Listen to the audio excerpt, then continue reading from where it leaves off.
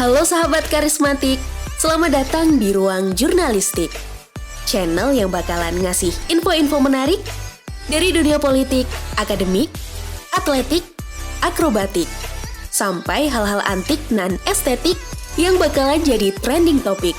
So, simak baik-baik, biar knowledge kita makin epic dan ciamik.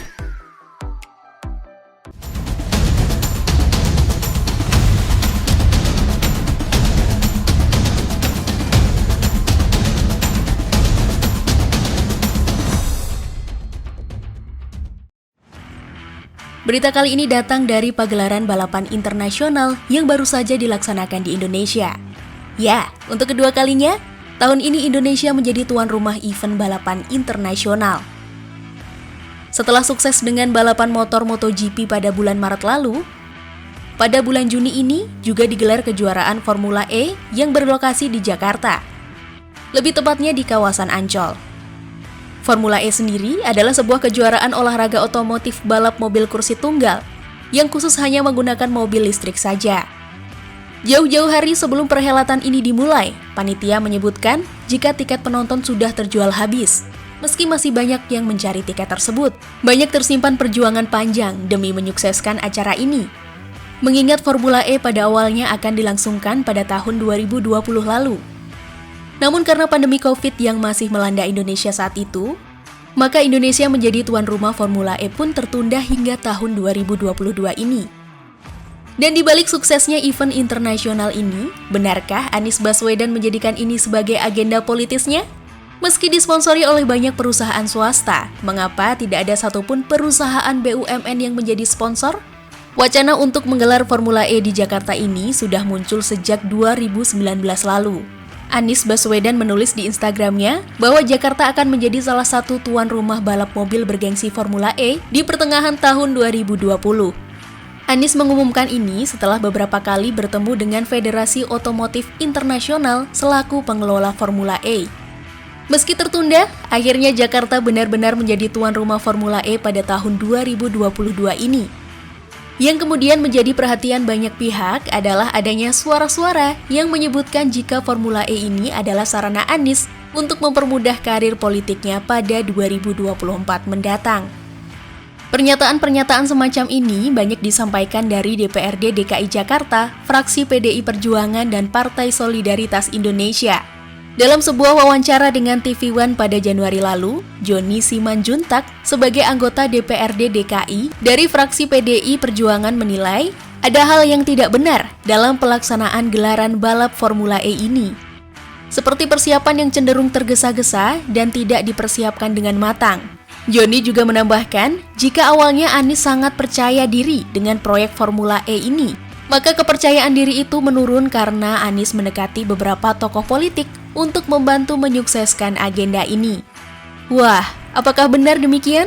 Dalam forum yang sama, Adi Prayitno selaku pengamat politik mengatakan jika fraksi PDI Perjuangan dan Partai Solidaritas Indonesia mengkritik Anies dalam penyelenggaraan Formula E ini, maka itu adalah hal yang wajar karena kedua partai tersebut adalah oposisi dalam pemerintahan Anies di ibu kota.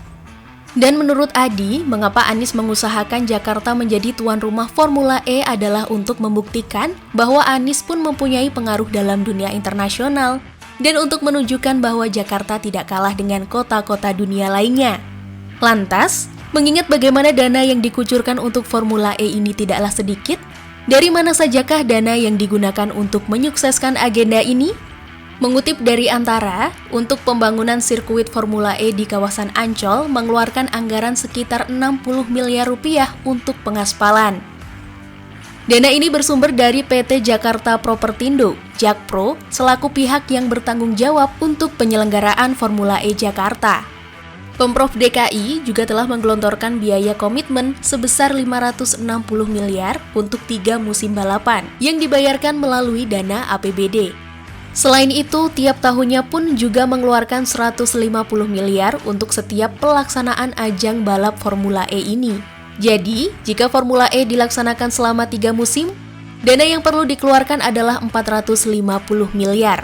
Widi Amanasto, selaku Direktur Utama PT Jakpro menyatakan, jika biaya pelaksanaan itu digunakan untuk penyiapan infrastruktur hingga pemeliharaan sirkuit balapan Formula E.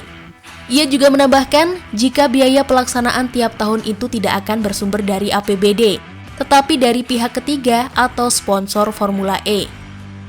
Ngomong-ngomong tentang sponsor, tercatat 30-an perusahaan swasta dalam negeri yang bergerak dalam bidang industri seperti bank, kecantikan, perusahaan teknologi, hingga perhotelan menjadi sponsor Formula E 2022 ini. Namun yang mengherankan adalah tidak adanya perusahaan BUMN yang ikut menjadi sponsor di ajang internasional ini. Pada Rabu 1 Juni lalu, Ketua Pelaksana Formula E, Ahmad Syahroni mengatakan, jika BUMN belum memberikan sponsornya, ia juga tidak bisa memberi jawaban apakah BUMN akan menjadi sponsor atau tidak. Hal ini diperkuat dengan jawaban Imam Syafi'i sebagai Vice President Communication Formula E Jakarta saat dihubungi via telepon oleh Tempo.com pada Rabu 1 Juni lalu. Ia mengatakan jika perusahaan BUMN tidak ada yang menjadi sponsor ajang ini, maka dengan ini dipastikan BUMN memang tidak menjadi sponsor dalam ajang Formula E ini. Wah, kenapa ya? Apakah Erick Thohir sebagai Menteri BUMN memang tidak menggerakkan perusahaan-perusahaan BUMN untuk menjadi sponsor Formula E ini? Itulah tadi info epic spesial dari Ruang Jurnalistik. Buat kamu yang gak mau ketinggalan berita menarik lainnya, jangan lupa untuk like, komen, share, dan subscribe. Sampai jumpa di topik-topik asyik selanjutnya. Salam jurnalistik.